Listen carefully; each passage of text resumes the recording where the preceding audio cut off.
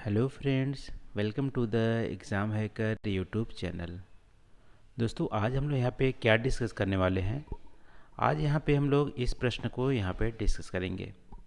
यहाँ पे आपसे पूछ रहा है कि जो हमारी इन डेप्थनेस होती है उसकी क्या सीवियर इम्प्लीकेशन होते हैं, और आपको ये भी बताना है कि जो हमारी रिसेंट फार्मर की जो सुसाइड्स होती है इन डिफरेंट स्टेट्स में, डिफरेंट राज्य में, उस क्या ये रिजल्ट इन डेप्टनेस ने होती है।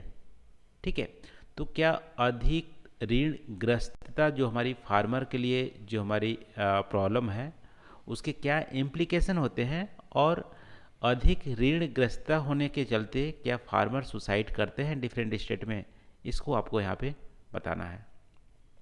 ठीक है, तो देखो, अभी हमारी ग्रीन रिवॉल्यूशन के बाद क्या अभी सिनेरियो हो गया है। ग्रीन रिवॉल्यूशन के बाद सिनेरियो हो गया है कि आपको हर साल जो हाइब्रिड सीड है वो आपको परचेज करनी पड़ेगी। ठीक है, उसके कॉस्ट भी बहुत ज़्यादा हाई हो गया है, और इसके अलावा सीड के अलावा आपको फर्टिलाइज़र भी परचेज करनी पड़ेगी। ठीक है, तो उसकी भी आपको कॉस्ट लगी, फर्टिलाइज़र भी, और आजकल पेस्टिसाइड भी परचेज करनी पड़ती है। पेस्टिसाइड आप नहीं लगाओगे, छिड़काव नहीं करोगे तो फसल अच्छी नहीं होगी। जो तो यहाँ पे जो सीड है, फर्टिलाइज़र है, पेस्टिसाइड है, वो हर फसल के लिए हर साल परचेज करनी पड़ती है। पहले ग्रीन रेवोल्यूशन से पहले क्या हुआ करता था कि जो सीड होती थी, मान लो आप मक्का ही बुआई कर रहे हो, तो मक्के के जो अच्छे अच्छे जो बाली होते थे वो पहले क्या करते थे, फार्मर उसको रख देते थे और फिर हर नेक्स्ट ईयर उसी की बुआई करते थे। यहाँ पे सीड परचेज करने की ज़रूरत नहीं पड़ती थी।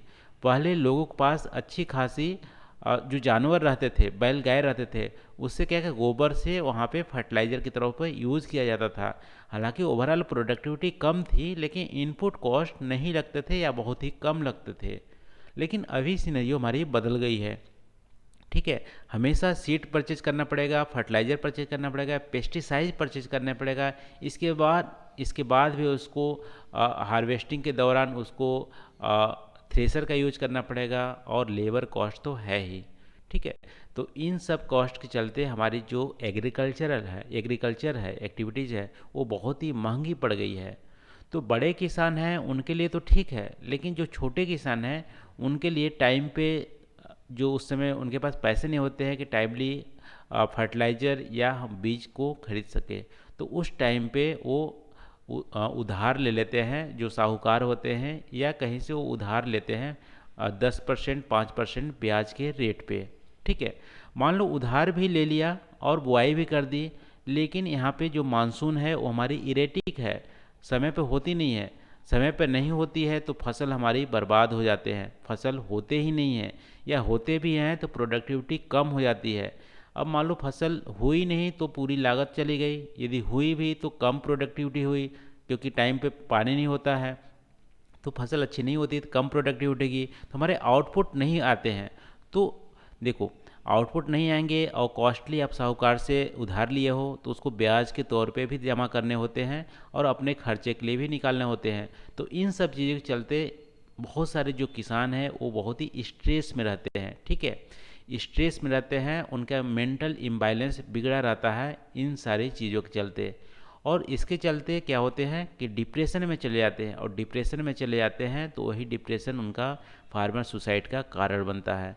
ठीक है, तो जो हमारी ऋण ज़्यादा होने के चलते मेंटल स्ट्रेस होता है, मेंटल इम्बैलेंस होता है, लो सोशियो इकोनॉमिक डेवलपमेंट होता है, और फार्मर का सुसाइड का कारण बनता है। ठीक है, इसके अलावा क्या इम्प्लीकेशन होते हैं, देखो, यदि यदि मान लो पुअर हमारी परफॉर्मेंस होगी, उसकी प्रोडक्टिविटी नहीं मिलेगी, तो उसके पास फार्मर के पास सेविंग भी नहीं रहेंगे। ठीक है, मान लो कर्जा चुका ही दिया, चुकाने के बाद उनके पास सेविंग कुछ बचेगा नहीं।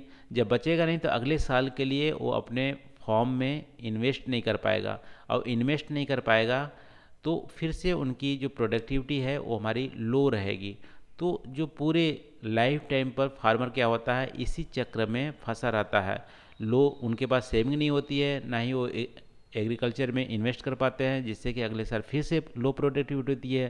तो यही साइकिल चलता रहता है और पूरे लाइफ टाइम वो पुअर ही रहता है। ठीक है। तो पॉवर्टी के लाइफ साइकिल से वो बचा रहता है, ये हमारी इम्प्लीकेशन है। अब देखो अदर इम्प्लीकेशन क्या होंगे, यदि लो सेविंग होगी तो एग्रीकल्चर एक्टिविटीज़ भी हमारी वहाँ पर लो होंगे, प्रोडक्टिविटी भी लो होंगे।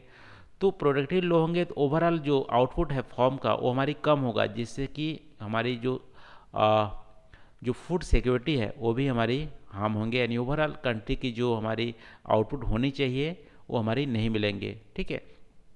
तो ओवरऑल हमारी फूड की प्रोडक्शन भी हमारी लो रहेंगी, फार्मर भी पॉवर्टी में रहेगा, फार्मर की सुसाइड तो एक्सट्रीम स्टेज हो गया वो भी हमारी रहेंगी। इसके अलावा और भी हमारे कारण होंगे, वो आपको कमेंट करके बताना है। ठीक है। तो और क्या इम्प्लीकेशन होंगे इसके अलावा आप कमेंट करके ज़रूर उसको शेयर कीजिएगा। तो आज के इस वीडियो में दोस्तों हम लोग क्या डिस्कस किए कि हमारी जो अत्यधिक ऋण ग्रस्तता है उसके क्या परिणाम हैं, इसको हम लोग डिस्कस किए।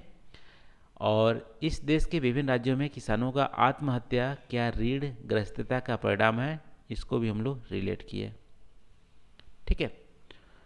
तो ये रहा दोस्तों आज के क्वेश्चन का डिस्कशन। यदि कोई पॉइंट यदि आप यहाँ पे छूट गया है तो आप उसको ज़रूर शेयर कीजिएगा। तो थैंक यू फॉर वॉचिंग, मिलते हैं अगले वीडियो में नए टॉपिक के साथ। Thank you.